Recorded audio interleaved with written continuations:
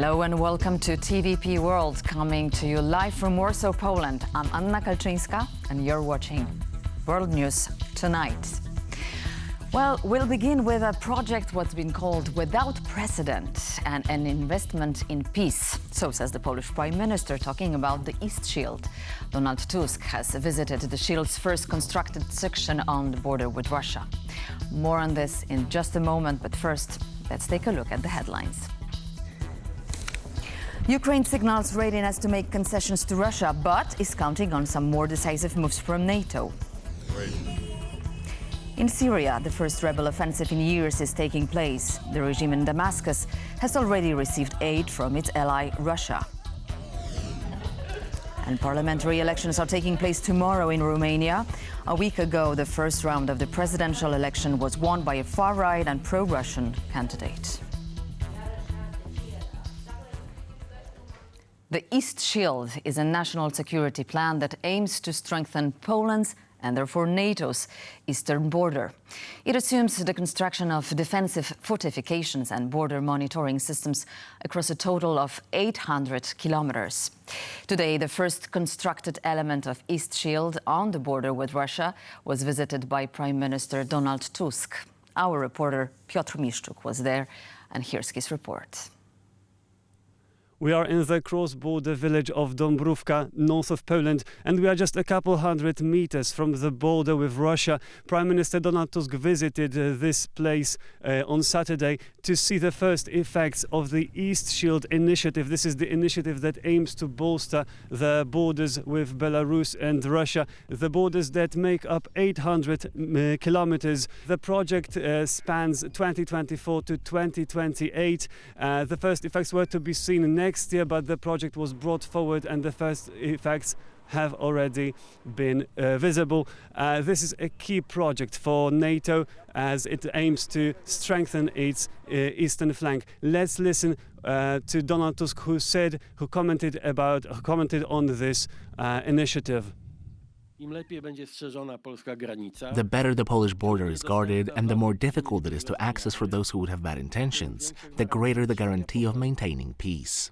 Everything we are doing here, and we will also do the same on the border with Belarus and with Ukraine, is to deter and discourage a potential aggressor. Therefore, this is really an investment in peace.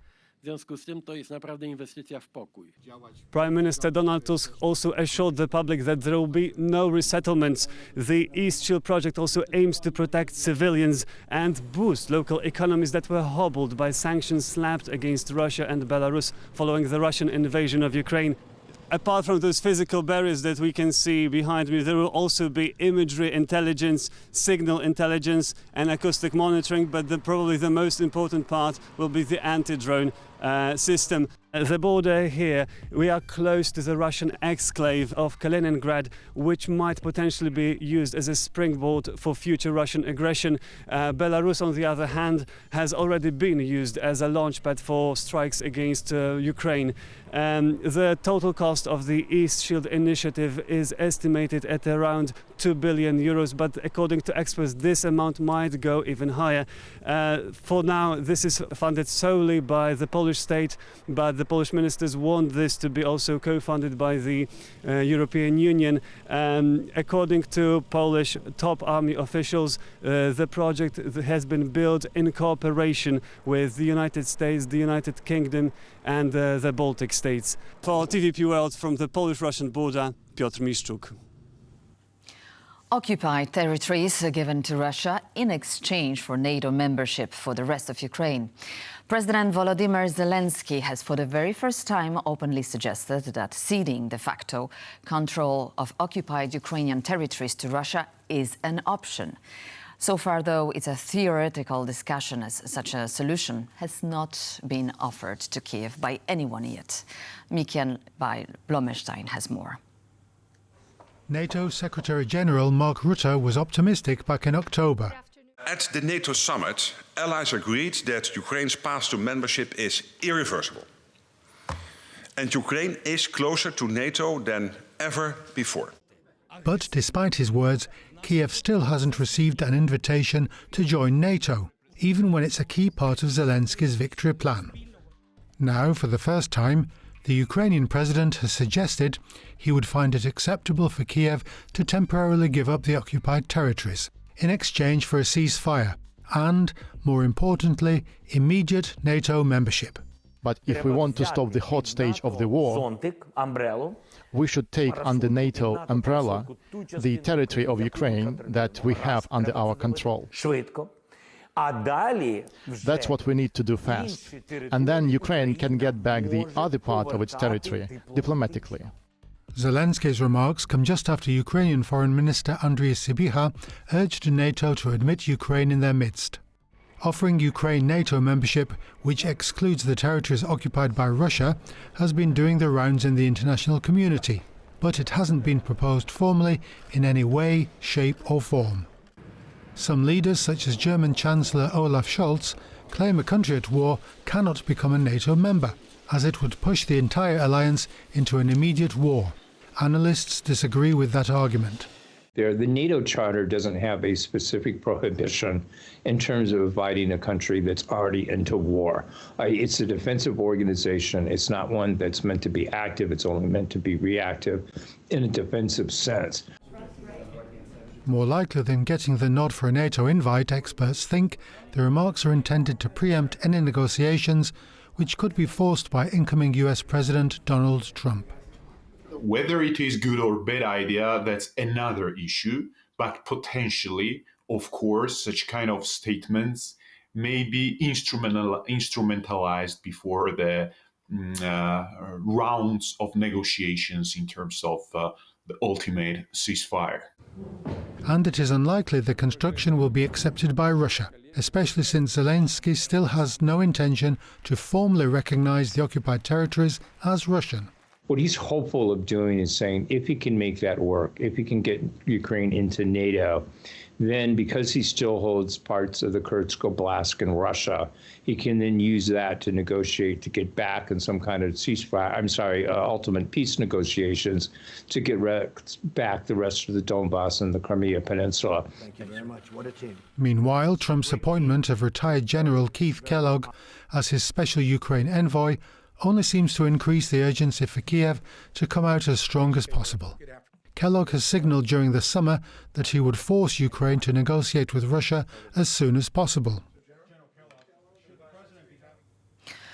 In a bold display of deepening ties, Russia's defense minister met with North Korean leader Kim Jong-un as the dictator issued remarks condemning nations supporting Ukraine. Now, the visit highlights an unsettling convergence of authoritarian regimes amid escalation global tensions, with Kim warning hostile forces of repercussions for aiding Kiev. Our correspondent Oz Katerji is in Ukrainian capital. Good evening, Oz. The meeting, raises critical questions, I would say, as to the indications of this alliance for international security and the ongoing war in Ukraine. So tell us, how should we read Kim Jong-un's statement? Well, I mean, look, personally, there's a great deal of hypocrisy in that statement for him criticizing nations supporting Ukraine when he has come out. This is the North Korean leader, Kim Jong-un, has come out and said that he will invariably support Russia's actions in Ukraine. So this is a very clear act of intent, a statement of intent.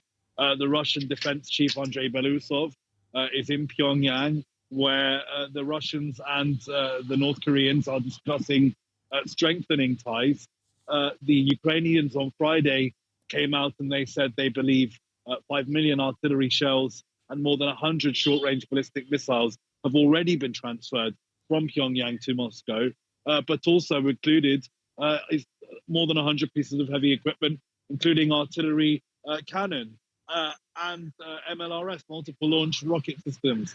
So this is going to be of grave concern to Kyiv, quite rightly so, and Kyiv's allies. Meanwhile, Moscow and Pyongyang are continuing to strengthen those ties. So while there may be some kind of inertia at the moment, while there's a change of leadership in Washington, there certainly isn't inertia in Moscow. Moscow is reaching out to its partners and trying to strengthen its hand ahead of any potential negotiations. Whether those negotiations happen or bear any fruit for either side remains to be seen. But before then, we still have a very hot war ongoing. And the Russians show no sign of trying to halt or stop their offensives. And their offensives have cost huge amounts of manpower. The Ukrainians are claiming that 2,000 were lost in a single day. 2,000 Russian soldiers were lost in a single day. That would be the largest since the war began in a single day. And Russia shows no sign of slowing down. So that's the situation. And Ukraine will be very concerned by what's happening in Pyongyang at the moment. All right. Thank you very much, Oscar Terji from Kiev. Thank you very much. And to Syria now, where rebel forces have seized control of much of the country's second largest city, Aleppo. Its ally, Moscow, has reportedly told Damascus it will provide more support within the next 72 hours. Analysts are waiting now extra demands on Russia's military resources and how they might affect its war and effort in Ukraine. John Todd has more.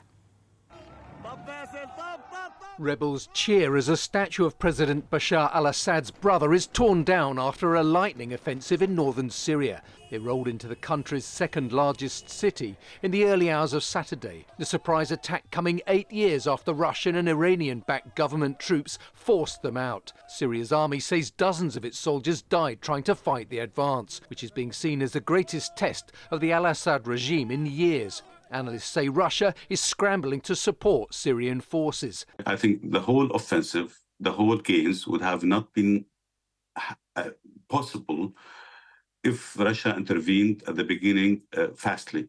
It seems that Russia, because the Russian army has moved and transferred the most advanced air warplanes to Ukraine, now they were not able to intervene straight away.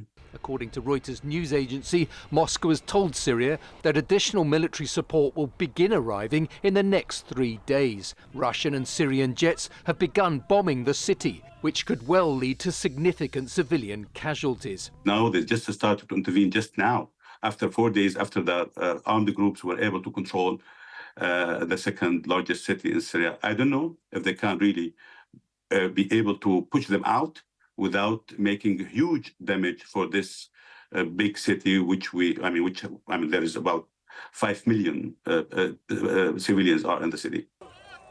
If the rebels put up a strong resistance or take more territory, President Putin could be forced into making further commitments to al-Assad. This would place greater strains on a war machine that's at full stretch fighting in Ukraine. With controversies surrounding last week's presidential elections, Romanians will head to the polls once more on Sunday to vote in the country's general elections this time. The surprising victory of Călin Georgescu in the first round is seen by some experts as a vote of protest for established political parties in Romania. Our correspondent Paweł Trzaskowski is in Bucharest. Good evening, Paweł. Tell us, what can we expect from tomorrow's vote? And will Romanians vote anti-system on Sunday as well? Well, actually, the party that is topping the polls at the moment is the hard-right, anti-establishment Aur party.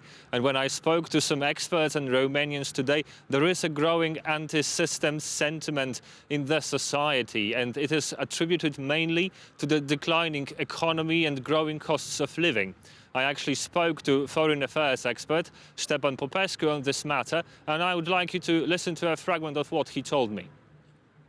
For the first time in 35 years in the change of the communist regime, many Romanian voters have the impression that they truly can strongly sanction the entire political class responsible for the fact that Romania continues to remain the second poorest country in the European Union. So an irrational feeling that makes them deaf to calls to maintain a firm commitment to NATO and the EU. When I spoke to people in the streets of Bucharest about their hopes and fears when it comes to the upcoming elections, there was an aura of unknown, and there was an aura of a need of change in what they told me. Please listen to some of the responses. I really think that it's important that people will understand what democracy it is for us, and we are the children that our parents fought 35 years ago. So we're choosing that as well. Are you worried about the current political situation in Romania? Yes, we all are. Yeah, but I'm optimist. Well, it's important that we keep our democracy and that we try to maintain our status in the EU. Yeah. Are you worried about the future of Romania? Very much so, yes, I am, like everyone. I mean, not everyone. I guess mostly young people. Are you worried about the political situation in Romania now? Not quite, but after the election we have to see. Now we have to prevent what's going to happen if we have the wrong choice. And what would be the wrong choice? To vote for something that it's an illusion, it's fake, it's something that we believe it is, and it is not, like Russian propaganda and something there. Tomorrow is the 1st of December, and it is the Great Union Day, a national holiday for Romanians that commemorates the great unification of the country in 1918. And tomorrow is also the day when Romanians will go to vote in the general elections, and the results will show whether we will see some unification of the political scene in Romania, or maybe we will see further fragmentation. Back to the studio. Paweł Trzaskowski from Bucharest, thank you very much ahead of a very important day for Romania, and we will cover it live. I will remain in the office until a legitimate Georgian parliament chooses the head of state, so says Georgian President Salome Zurabishvili. October election won by the Georgian Dream pro-Russian ruling party have been contested by the opposition. After Georgia's government said it was putting a pause on EU accession talks until 2028, street demonstrations started, violently smashed by the police. Katarzyna Nowicka has more. Another night, thousands gathered outside the parliament building in Tbilisi. With Georgian and EU flags in hand, they criticized the ruling Georgian Dream Party for halting EU accession talks until 2028. For some, it's their only choice. People are openly talking and calling for revolution because there is no other scenario. Either wins and prevails the Georgian dream, and we will see another pseudo-independent state, or Georgia will be not fully free from, unfortunately, from Russian influence. The protests, which first erupted on Thursday, show no signs of slowing down.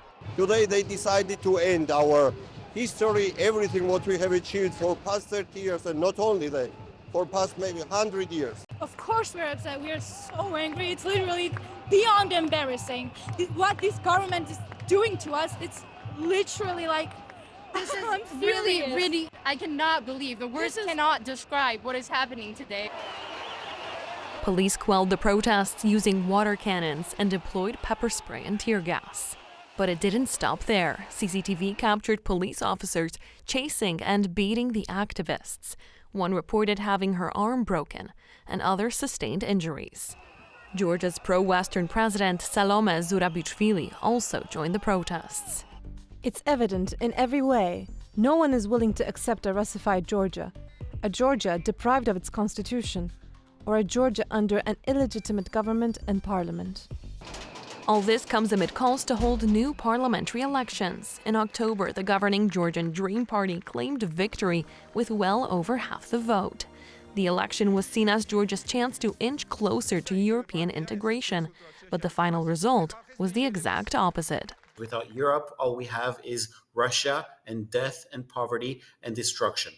That is the side that this illegitimate government has taken. So obviously people weren't going to let that happen, and we're not going to let that happen.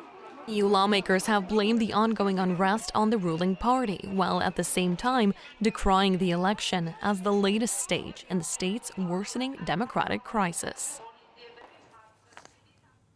And now we are coming back to our main topic, the defensive fortifications along the border with Belarus and Russia's Kaliningrad, known as East Shield. Polish Prime Minister Donald Tusk visited what he calls the first element of Polish investment in peace, saying that everything Poland is doing there is meant to deter and discourage any potential aggressor. And to discuss these three threats, I'm joined now by Bogdan Nahailo, editor-in-chief in Kyiv Post. Good evening, sir. Happy to have you. Good evening to you all. All right, so airspace monitoring systems, infrastructure for anti-drone systems, advanced surveillance systems, satellite monitoring and underground bunkers. How exactly is the East Shield impenetrable? I think it's implementable if the will is there and the cooperation of Poland and its partners is there, and it seems to be on the table. So I don't have great doubts about that. But we have doubts in Ukraine, and I'm the chief editor of the Kyiv Post, so I'm reflecting the mood there. They're all for Poland doing its best to protect its borders. This is logical. This is absolutely necessary. But Ukraine doesn't want to be left out as a potential buffer zone and open to further Russian aggression. So while we welcome this, we would like that line of defense to be extended further east and to be applicable in some future on some future occasion, also to Ukraine through NATO membership or buffering up the front line wherever it is if compromise is imposed on Ukraine. This is a very right opinion. You're right, but I would like to draw from Ukrainian expertise, let's put it this way, because in multiple discussions, experts talk about a higher level of armor warfare. In this very context, I would like to ask you about the simple experience the Ukrainians have. I mean, does the present typically conventional war in Ukraine confirm the necessity of such measures, defensive measures? As I've said, I think this is logical. It makes sense from the point of view of Poland's national interest and its security and its defense. But look, an all-out Russian assault, as we've witnessed not only in Donbass, but on Kyiv in the first stages of the war, it's not really applicable. You cannot realistically expect that from Kaliningrad, from Belarus. The Belarusians, I think, won't fight. Lukashenko make bluster, as an ally of Putin, but the average Belarusian, the average middle-level Belarusian officer is not going to want to invade Poland or attack a NATO country. I think they realize it's not only suicidal, but it's against Belarusian long-term national interests, because they realize Lukashenko is not there, nor is Putin, for that matter, there forever. So I would say it's difficult to draw that comparison. Let Poland do what it does, and Ukraine is fully behind it and as a partner and understands that. But that should not be at the expense of Ukraine, because Poland's security, after all, depends on a potential push from Russia through Ukraine, through the Baltic states, not through Kaliningrad or Belarus one day. And we must not allow that to happen. We must allow Ukraine to win, or at least to put Russia in its place. And that will be a security for the rest of Europe, including Poland and our immediate neighbors. Of course.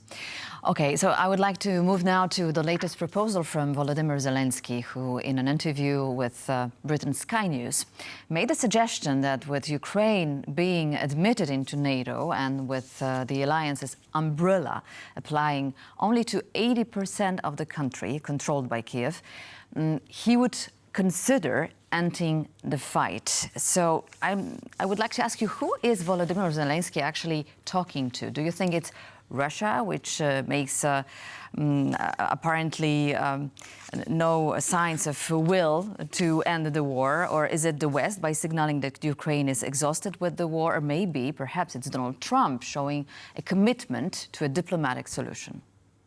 Okay, let's step back. I think Zelensky himself is exhausted and frustrated with these types of questions. Will you, won't you? What are you prepared to give up? We need you to make peace. Are you prepared to compromise? If so, what will you do? And look, he didn't volunteer that information himself. He was pressed in that interview with Sky News to talk about this. It was not something, it wasn't a declaration, hey folks, I have a new position to announce to you. It was reluctantly said, under pressure, more or less to say to the West in particular, not aimed at Russia, you are pressing us. We realize you're tired. We realize that there's change in Washington and you are looking for a solution. The bottom line is, if you want to force us to diplomatically through arms embargoes or whatever, to compromise and deal with what we have, then the bottom line is, A, you continue to recognize the sovereignty and territorial integrity of Ukraine. And for the moment, if you want to freeze the conflict, okay, freeze it with giving us the right to continue diplomatically to try and retrieve our territories. But in the meantime, give us the security guarantees that we want, not on paper, as happened decades ago, but NATO membership. Look, that is something I can sell to my public, Zelensky speaking, not me. And this is something that makes sense. And this is something that Russia would have to swallow in order to get the temporary advantages that Putin needs to show that the war was worthwhile. All right. So how realistic, according to you, is such a scenario? I mean, Putin and his top aides have made it clear time after time that they'll never agree to Ukraine joining NATO. Even mentioning it, it's like a red flag. Well, look, did they want Poland to join? Did they want the Baltic states? Did they want Finland? Did they want Sweden? There's always no, no, no, no. We don't want this. This is against Russia's interests. Well, okay, Russia, live your own life within your own borders. Nobody's threatening you. Don't threaten your neighbors and don't tell others how to live their own lives. You know, they are sovereign states. Abide by, the UN Charter, recognize the sovereignty and independence of other states as you wish yours to be. Nobody's threatening Russia directly. Just because you want your imperial dreams restored and a sense of a greater Russia in defense of whether it's orthodoxy, whether it's in terms of Russian speakers, whatever excuse you can think of, that's atavistic. That's 19th century. Those were the terms with which you subjugated Poland in the 19th century, when you also wanted them to be part of a Russian empire because you were the big dominant power. Sorry, those days have gone. Play by the rules. And if you want to be a responsible member of the international community, even for India and China and Brazil to fully respect you, then play by the rules. Yes, problem is that there are no rules for Vladimir Putin, apparently. We don't know still what this fast peace plan that is going to be put forward by Donald Trump be like. But is it even achievable, according to you? I mean, what is the possible turnout of the days to come? Do you believe in a peace as proposed by Trump administration, whatever shape it might take? Look, we have to distinguish between realities, as you indicate, and talk and rhetoric. Pre-election rhetoric, I'm going to do it in one day, 24 hours or whatever. I'm sure Trump would like to go down as a peacemaker. I'm sure he'd like to flex his macho muscles, political and otherwise, and financial, and say, look, I did it. I brought peace around. But I think he's also not stupid, and he doesn't want to be seen as the man that sold out Ukraine. He's always going on about the Americans pulling out of Afghanistan the way they did it. He wants to make America great again. So I don't think he wants to be on his knees before Putin. And also, I think whatever he said about Europe and Europe not pulling its weight, he has to be seen to be credible and still a leader of some sort in some capacity in the eyes of Europeans. And if he were to let Ukraine go right now, I think that would backfire on him dramatically. He may get some temporary leverage at home from the far right and for those who don't care about Europe and who are isolationists. But in the long term, it would haunt him. And I don't think he's crazy enough to do that. All right, Bogdan Nahailo, thank you very much. Kiev Post editor-in-chief was joining us tonight. Thank you for being with us and for sharing your comments.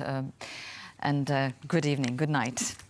And that concludes this edition of World News Tonight. Thank you for being with us, for watching, but make sure to stay tuned to TVP World for more news, more interesting features. Thank you very much and see you soon. Good night.